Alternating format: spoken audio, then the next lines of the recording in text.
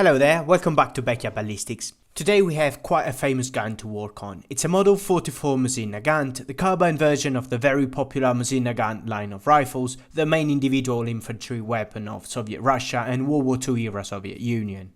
It's interesting to note that the name Mosin Nagant is only used in the Western world. The official Soviet name, still in use today in Russian-speaking countries, is simply Vintovka Mosina, translating to Mosin rifle.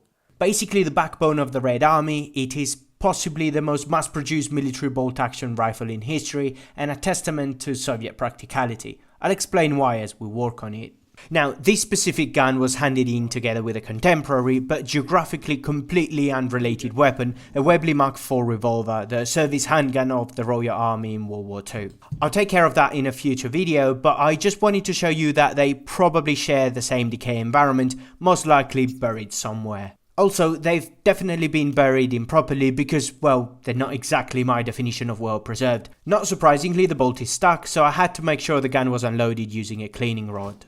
My experience is that on something this rusty, taking it apart before removing the rust can cause more harm than good, and there's really no part where I can save the original finish. Every single bit of these will most likely need a full refinish anyway. Normally I wouldn't be too worried, but as you can tell from the surroundings, I'm not in my usual filming location by quite a large margin. This footage was filmed in England with the help of Mr. Guy Warnett of Vintage Classic Arms that was kind enough to source a lot of guns in need of some care and let me work on them over here at his premises, legally of course. Unfortunately though, he mostly does import, export and other commercial business with firearms, so he wasn't really equipped for gun maintenance and refinishing. I couldn't really take my old trusty equipment over from Italy, and that led me no other choice than buying lots of new stuff over there, which was only made possible thanks to my patrons, and to Call of War World War II, the sponsor of today's video. As you can imagine from the name, it is quite relevant to today's topic. Call of War is a free online PvP strategy game set in World War II where the player can choose which country to lead and basically try to rewrite history by fighting up to 100 other players in real time on authentic maps and battlegrounds from 1942.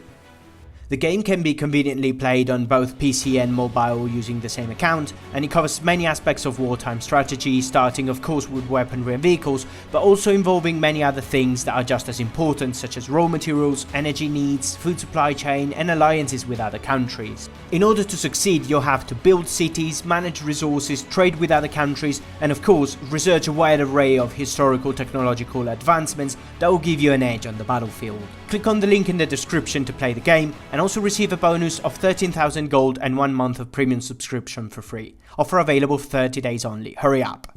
Back to the Mosin Nagant. To take it apart, I need to dissolve the rust using a chemical bath. But before I can do that, I need to take the stock off. Although it's quite swollen, I want to do my best at saving it, and you never really want to soak wood with any liquid, really. Also, notice this is the laminated stock instead of the more common solid birch stock. Differently than the more common full-length rifle, on this one the bayonet is hinged on the side of the barrel. Although convenient for military use, that's always getting in the way for an easy access to the barrel bands, and I decided to get rid of it. Oh, mate. Stuck in there. Oh shit. Get it in the vise. However, the hinge screw didn't want to comply, and I think Guy's suggestion of putting the gun in a vise was sensible. So I moved to what is probably the wobbliest bench I've ever used. There you go. And with the help of an impact driver, I finally managed to get that pesky screw out. Can you get a receptacle ready? Oh, fuck me, mate. I don't think we got any left. One of them Chinese takeaways? Yeah, mate, there you go. As you can imagine from the conversation you just heard, we were not exactly prepared and had to adapt with some makeshift Chinese takeaway equipment.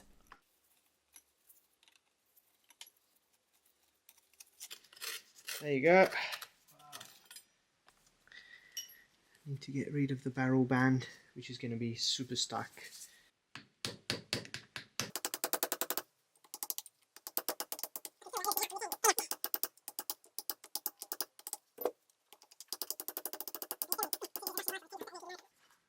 Well, it's certainly better than that fucking Enfield.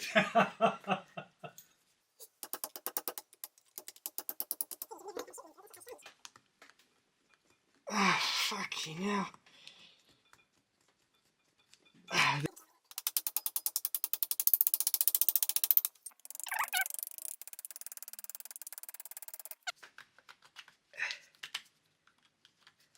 Right.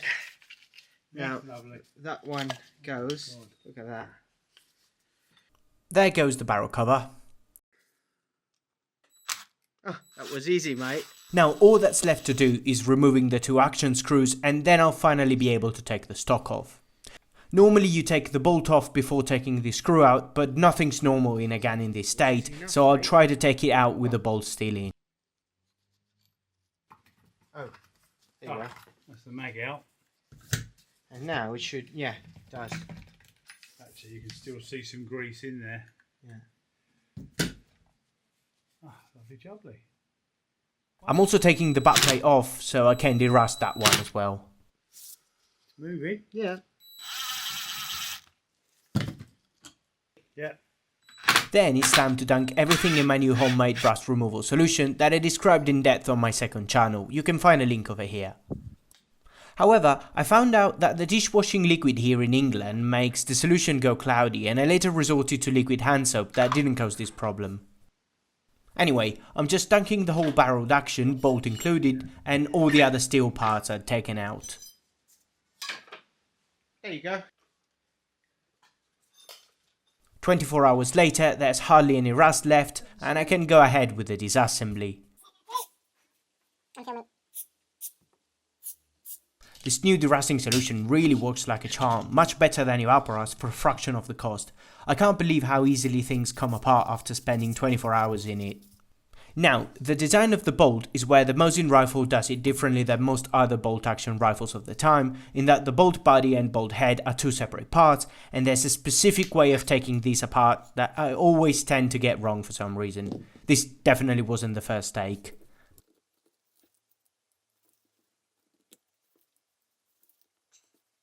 Anyway, notice that the bolt lugs that bear the pressure of the round are on the head of the bolt, but the bolt head is actually separate from the bolt body. This means higher manufacturing efficiency compared to one-piece bolt designs such as the Mauser.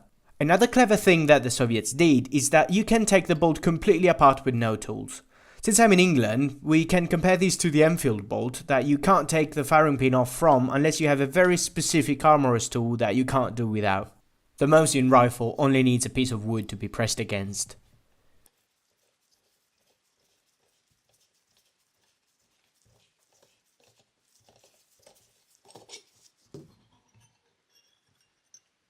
There you go.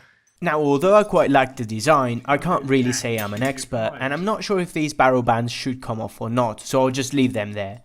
The thing is, the Red Army never fought in Italy, so it's less common to stumble upon them down there. Let me know in the comments if there's a way of taking the barrel bands off. Anyway, the trigger group is probably as simple as one can get it.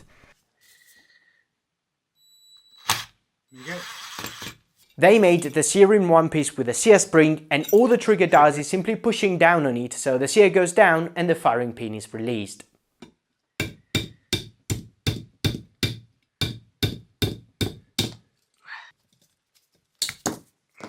Another clever bit of engineering is the magazine assembly. The base plate, magazine spring and cartridge follower all come out in one piece without the need for any tool. So this is where we are now.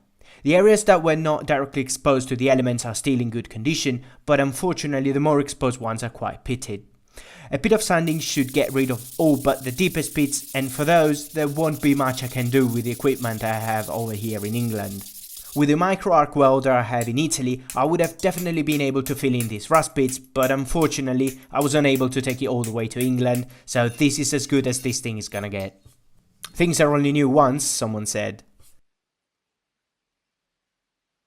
All that's going to be needed now is a function check and bluing, so it's time to have a look at the woodwork, which is what honestly worries me the most.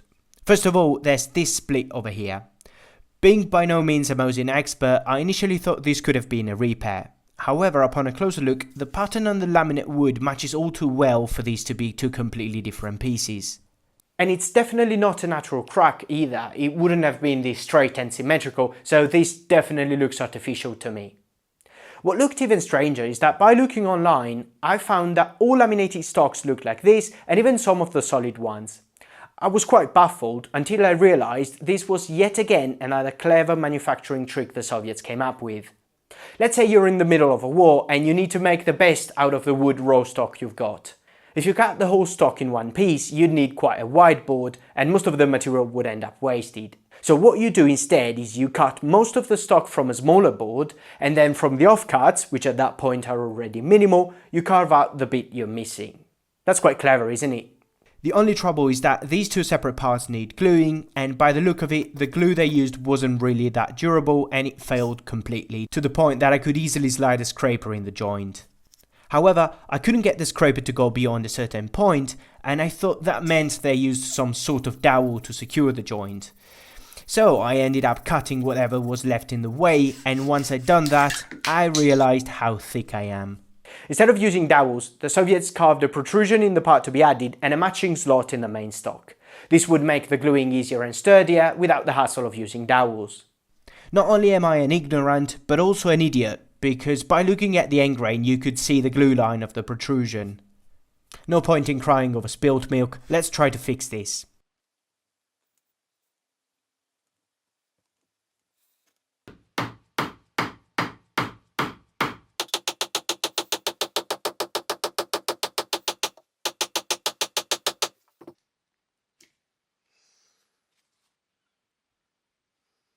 I'll first glue the protrusion back in its slot to obtain a flat surface, and then glue the other piece on top of it.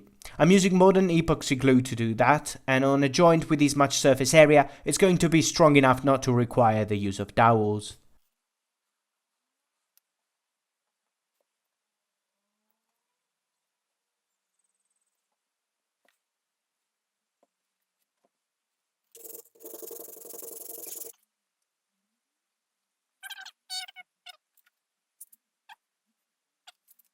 Once the glue was set, I had to try to figure out what the finish on this thing was.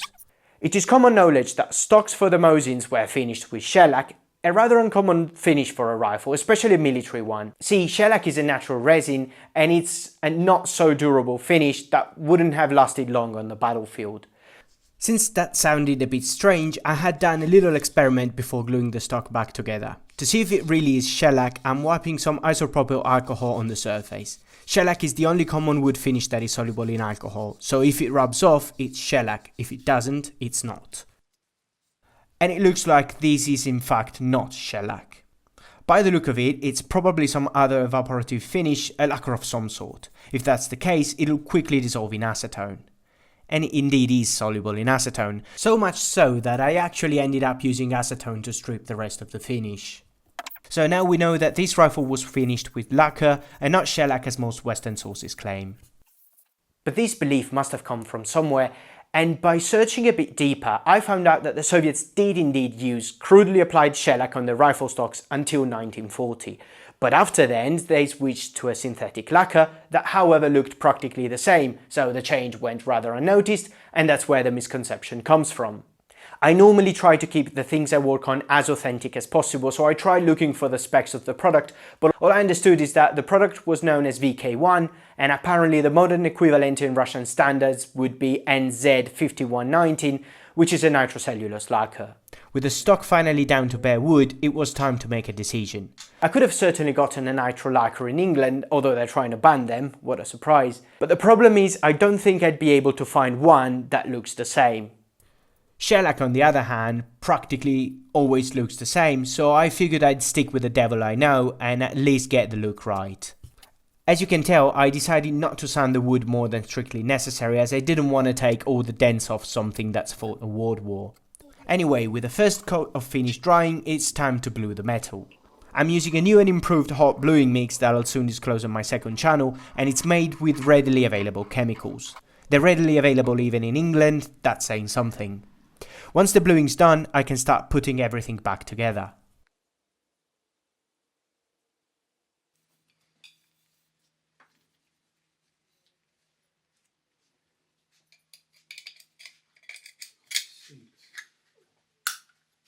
Here you can get another good glimpse at how simple the trigger group is on this gun. Just two moving parts, the trigger and the sear that also acts as a spring.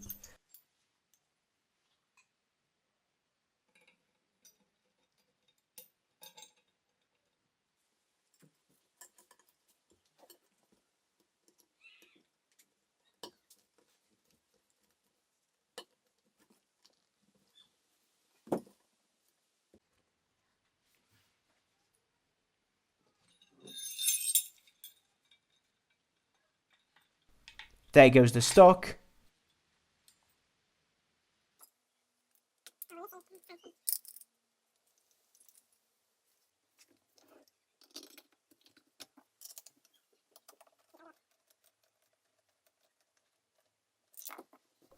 And we're basically done. This is such an incredibly simple yet effective design.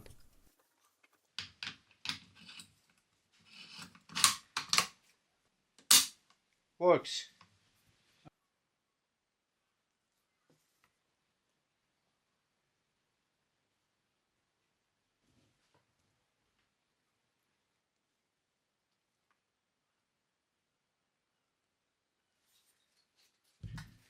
The barrel on this one was also still quite good, which is the main reason this was worth saving. All that's left now is seeing if it works. Unfortunately, finding a shooting range that would allow me to film in England proved tricky, and considering the state of their gun loads, I don't blame the range owners for not wanting too much attention online. So we ended up having to rent an underground shooting range all for ourselves, which wasn't exactly cheap, but I wouldn't have left you without a test fire.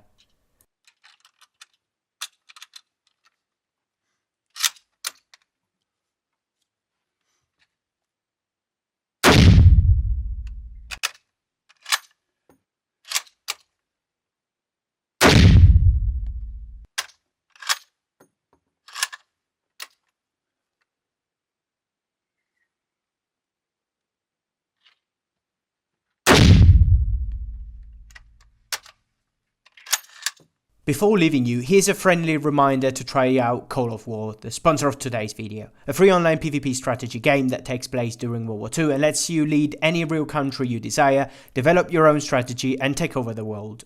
Click on the link in the description to get 13,000 gold and 1 month of premium subscription for free. Offer available for 30 days only. Hurry up. Once again, a huge thanks goes to my patrons, which as usual are all listed here. Thank you all for watching, subscribe if you'd like to see more, and I'll see you next time. Bye.